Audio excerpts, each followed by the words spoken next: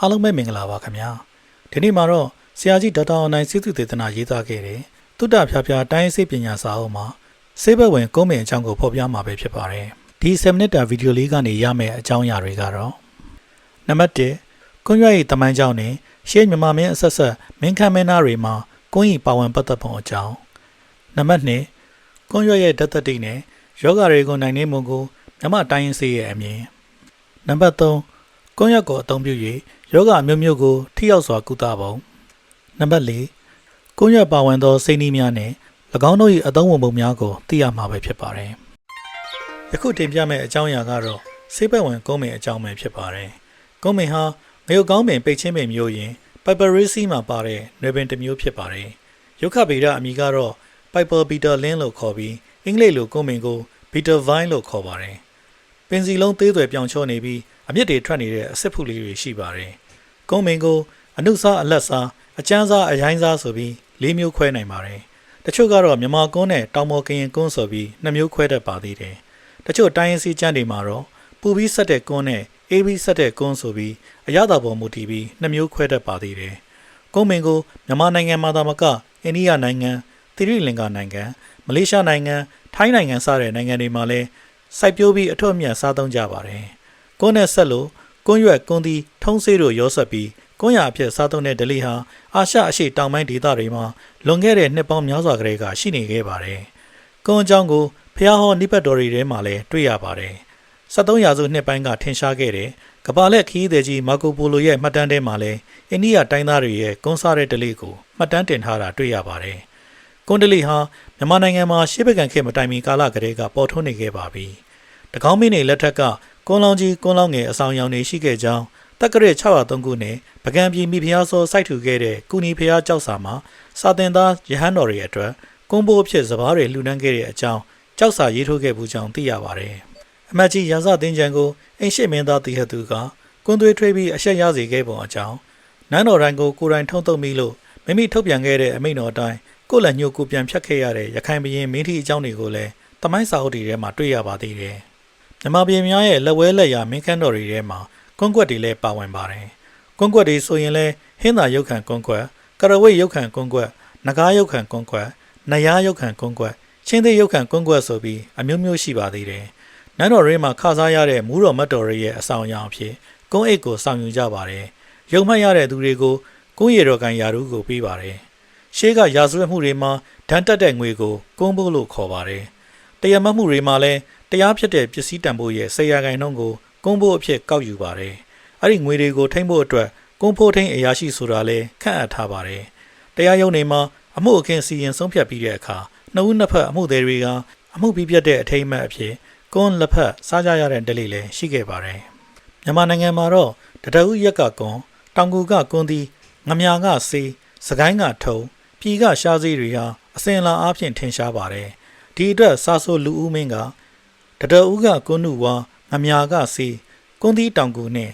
ကိုင်းထုံးဖြူပြည်ရှားငယ်တာဝါလို့ထွေးဆိုပြီးဆက်ဆိုခဲ့ပါတယ်ဖိုးသူတော်ဦးမင်းကလည်းကွန်းနဲ့ပတ်သက်ပြီးကွန်းရက်ကဲညာကျွေရေစိမ်နဲ့စေးတန်းခောက်လှိုင်လှိုင်နဲ့ခြိုင်လိုက်မယ်ထုံးဖြူကြောက်ကဲအာပေါက်မှထွေးလို့ဆက်ဆိုပြန်ပါတယ်ကွန်းရွက်ဟာအရွက်တကအရွက်ထဲမှာအမျက်ဆုံးအရွက်တစ်မျိုးလို့ရှေးဆရာစင်ဆက်သတ်မှတ်ထားခဲ့ကြပါတယ်ဒီအတွက်လဲလောကီရေးရာကိစ္စအဖျားဖျားမှာသက်ဆိုင်ရာတွေကိုကွန်းစေးလက်ဖက်ငပြောအောင်စတာတွေနဲ့ကြော့ပွဲပြင်ပြီးအမျက်တနိုးပူဇော်ကြတာလို့သိရပါတယ်။ရတနာသုံးပါးနဲ့တကွမိဘဆရာသမားတွေတက်ကြီးရွယ်တွေကိုပူဇော်တက်ကာရဂါရဝပြုတဲ့အခါမှာလည်းအမျက်ဆုံးကွန်းရွက်ထည့်ပြီးပူဇော်ရမည်ဖြစ်ပါတယ်။လောကနီတိကျမ်းဆရာကစက်တိမင်္ဂလာအဖျားဖျားနဲ့ဝေစာပြည့်ဖြိုးခြင်းကိုအလိုရှိတဲ့အမျိုးကောင်းသားဟာကွန်းရွက်ကိုစားသုံးလို့ရင်အရင်းနဲ့အဖျားကိုဖြတ်ပြီးအလဲပိုင်းကိုသာစားရမယ်လို့ညွှန်ပြထားပါတယ်။ဒါကတော့ကွန်းရွက်ရဲ့အရင်ကိုတာနောယက္ခဘလူစောင့်တယ်။အဖျားကိုကာလဂန္ဒီနတ်မိတ်စာစောင့်တယ်အလဲပိုင်းကိုတော့စက်တိဖျားဖျားတိုးစေတဲ့ကုဝေယနာမည်စောင့်နေဆိုတဲ့အယူဆကြောင့်ဖြစ်ပါတယ်ကွန်းရွက်ဟာပူပွင့်လီကြီးသွေးသက်အာကာသဖြစ်စေပါတယ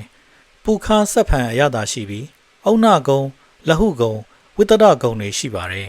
်အေးကိုနိုင်ခြင်းရုပ်ပြော့ကိုမာစေခြင်းအကျိတ်အခဲကိုကြေစေခြင်းအဖျားပြောက်စေခြင်းအပွင့်အပေါက်အာကာသရစေခြင်းဂရင်းစင်ကြယ်စေခြင်းသွေးလီလန်းကိုဖွင့်ခြင်းချွေးထွက်စေခြင်းလေတလိတ်ကိုနိုင်ခြင်းဝမ်းဓာတ်ကိုပိတ်စေခြင်း ညှော်ထွက်ခြင်းငမ်းမန်းနိုင်ခြင်းဆိုတဲ့ကိစ္စတွေရှိပါတယ်။ကွန်းရွက်နဲ့ဆက်လင်းလိုဓာတုယတကျမ်းမှာကွန်းရွက်သည်လေတလိပ်ကို၎င်းအပူကို၎င်းမျက်စိမုံဒီကို၎င်းငြိမ့်စေတတ်၏ရေနွေးနဲ့ပေါင်းထားတဲ့ကွန်းပေါင်းဟာလေကိုငြိမ့်စေတယ်လို့ဖော်ပြထားပါတယ်။ဆေးအပိဓာန်ကျမ်းမှာတော့ကွန်းရွက်သည်တလိပ်ကို၎င်းလေကို၎င်းတဲကြေကို၎င်းသွေးကို၎င်းဖောက်ပြန်၍ဖြစ်သောအထူးထူးသောအနာတို့ကို၎င်းအကြောင်းအားလျော်စွာနိုင်၏လို့ဆိုထားပါတယ်။ဓာတုယတကဏ္ဍမှာတော့ကွန်းရွက်သည်ဆက်သောအရသာအေးသောအခိုးရှိ၏လေတလိပ်နာတို့ကိုပျောက်စေတတ်၏မျက်စိနာကိုနိုင်၏လို့ပြဆိုထားပါတယ်။ကျမ်းမာရေးအဖိဓာန်ကျမ်းမှာတော့ကွန်းရွက်မြက်မုံညင်းရှိန်ကိုစိတ်ဖူးလင်းလီဤဆေးများသည်ဆက်ဖြင်းဖြင်းရှိ၍ညှော်ဝင်သောယောဂါတို့ကိုနိုင်၏လို့ဖော်ပြထားပါတယ်။ဖြစ်တရှဘိန်သောဆေးအာနိသင်ကျမ်းမှာကွန်းကိုဝါစားလျင်တတွေးအထွက်သွက်၏ပါဇက်ကိုထုံစေ၏စားလျင်မူ၏စိတ်ကိုထကြွစေ၍စကားပြောကောင်း၏အရွက်ဖြင့်ပြင်းပ၌အနာများကိုကက်၍ကူကြ၏ကလေးများချောင်းဆိုးသောအရေးညှစ်၍စားနှဲငယ်နှင့်တိုက်လျင်ကောင်း၏လို့ပြဆိုထားပါတယ်။အစာမကြေဝမ်းဖောဝမ်းရောင်ဖြစ်ရင်ကွန်းရွက်6တစ်ချက်သားကိုရေအစိတ်သားနဲ့တဝက်ကြံအောင်ကျူပါ။အဲ့ဒီဆေးရည်ကိုတဝက်ထပ်ခွဲပြီးမနက်ည2ကြိမ်တောက်ပေးပါ။ဝမ်းပိုက်ရစ်နာရင်တော့ကွန်းရွက်ဆိုကိုမီးအောင်ပြီးဘိုက်မှာကပ်ပေးပါ။ခေါင်းကိုက်မျက်ရိုးကိုက်ဝေဒနာခံစားရရင်တော့ကွန်းရွက်ကိုအသာဖဲ့ပြီးနှထင်နဲ့မျက်လုံးတစ်ဝက်ကပ်ပေးပါ။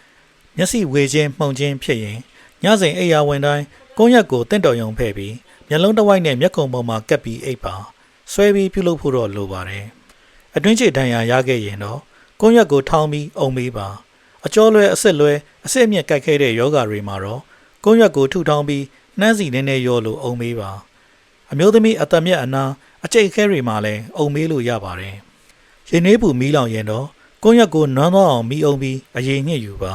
ကွန်းရွက်ရည်နဲ့ပြားရည်ဇာတူရောပြီးအပူလောင်တဲ့နေရာကိုလိမ့်ပေးပ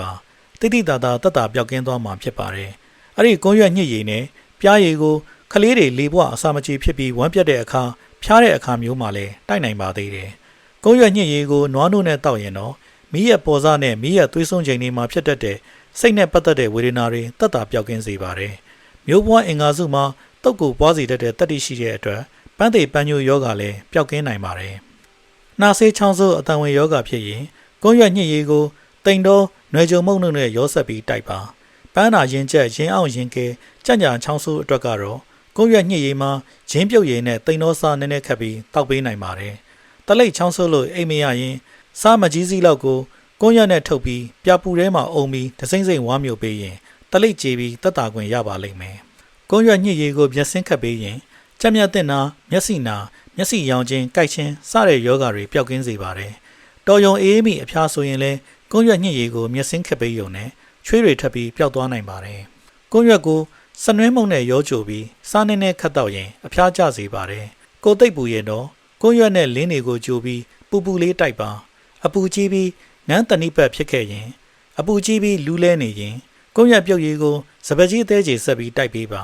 ကွန်းရွက်ထညက်ဂျင်းစနွှဲစားထက်ပြုတ်ပြီးလဲတောက်နိုင်ပါတယ်။ကွန်းရွက်ကိုမီးကင်ပြီးကလေးငယ်ထိတ်မှာအုံးစီဆွတ်ပြီးကပ်ပေးရင်နှာစီးယောဂပျောက်စေပါတယ်။ကလေးငယ်တွေဝမ်းချုပ်ရင်ကွန်းရိုးလေးမှာစီးဆွတ်ပြီးဝတ်ဆမတ်ထဲအသာသွင်းလို့ဝမ်းကျူပေးနိုင်ပါတယ်။ဝဲနာရားနာတွေအတွက်ကွန်းရွက်ကိုဗရားနည်းနည်းနဲ့ကြိတ်ပြီးလိမ့်ပေးနိုင်ပါတယ်။ငမ်းမှန်းချွဲနာတွေအတွက်အညော်ခံကွန်းရွက်ရှူစေးကိုခုလိုဖော်ဆက်နိုင်ပါတယ်။စနွင်းကွန်းရွက်ဂျင်းကြောက်ထုံးဇဝတ်တာအလေးချိန်အညီမျှယူပြီးညအောင်ထောင်းထုလို့နှာစေးအဖြစ်ရှူပေးပါ။ကွန်းရွက်ငန်းစေးကြော်ဖော်နီးကတော့ငရုတ်ကောင်း2ပဲလေးညင်း4ပဲ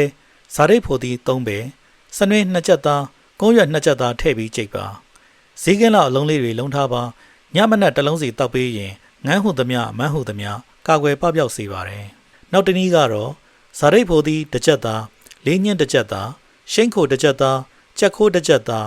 းမြက်မုံညင်းဥ6ချက်သားအဲ့ဒီဆေးတွေစုပြီးဝါစိတ်လောက်အလုံးလေးတွေလုံးထားပါအရွယ်ကိုချင့်လို့နှလုံးကနေလေးလုံးအထိတိုက်ပေးရင်အနာမန်းတက်မန်းဝင်အနာဝင်တငင်နာယောဂါတွေပျောက်စေပါတယ်။ကွန်းရွက်ကွန်းသည်စမုံနဲ့မီးသင်